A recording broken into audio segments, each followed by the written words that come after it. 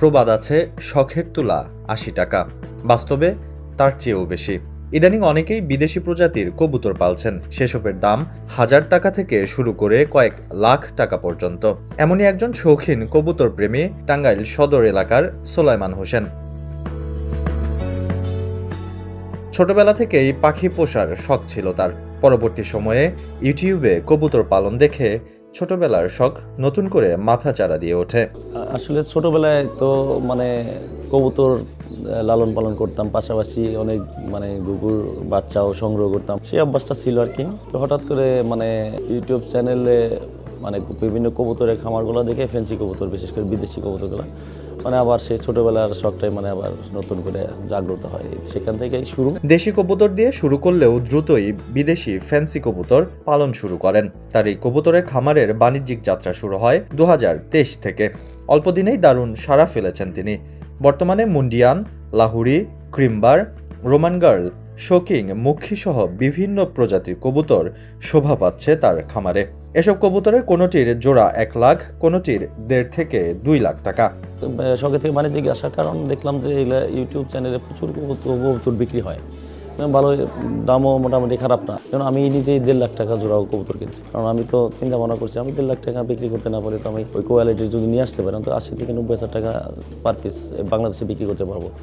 এক জোড়া ক্রিমবারের বেবি যদি কোয়ালিটি ভালো হয়, ওই বেবি অবস্থাতে মনে হয় ৫০ থেকে ৬০ হাজার টাকা বিক্রি করা যায়। অ্যান্ডোলজিয়ানগুলোও ৬০ বা ৭০ হাজার টাকা বিক্রি করা যায়। ৪-৫ পরের হইলেই যখন হয়ে যায় তখনই মনে হয় যেগুলো সিল করা যায়। ছোট বাচ্চা থাকতে অ্যাড দিলে পারে ওগুলোর মোটামুটি কাস্টমার থাকে।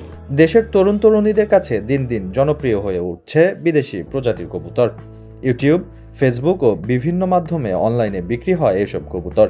দেশের বিভিন্ন প্রান্ত থেকে এসে নিয়ে যান সংগ্রহকারীরা। এমনকি এসব কবুতর বাংলাদেশ থেকে বিদেশেও রপ্তানি হচ্ছে। কোয়ালিটি ভালো থাকলে পরে যারা শৌখিনভাবে ২-১ জোড়া বা ২-৪-৫ জোড়া পালতে চাচ্ছে তাদের দেশের বাজারও খারাপ না। যেমন ক্রিমবার, অ্যান্ডোলজিয়ান এগুলোর এখন ডিমান্ড অনেক বাংলাদেশে। এখানে ম্যাক্সিমামই এক্সপোর্ট করা হয়ে গেছে, যার কারণে বাংলাদেশের শর্ট। সুলাইমান জানান, কবুতর খুব দ্রুত বাচ্চা দেয়, তাই এটা বেশ লাভজনক একটি উদ্যোগ। তবে কবুতরের রোগবালাইও অনেক বেশি, বিশেষ করে রানীক্ষেত রোগে প্রায় আক্রান্ত হয়। মেনটেনগুলো এদের মনে করেন সবচেয়ে দরকার হচ্ছে ভালো মানের খাবার, যেটা কবুতরের জন্য আসলে হেলদি এবং কি স্ট্রং রাখে আর কি। কবুতরের সবচেয়ে বড় শত্রু হচ্ছে রানীক্ষেত রোগ, পাতলা পায়খানা।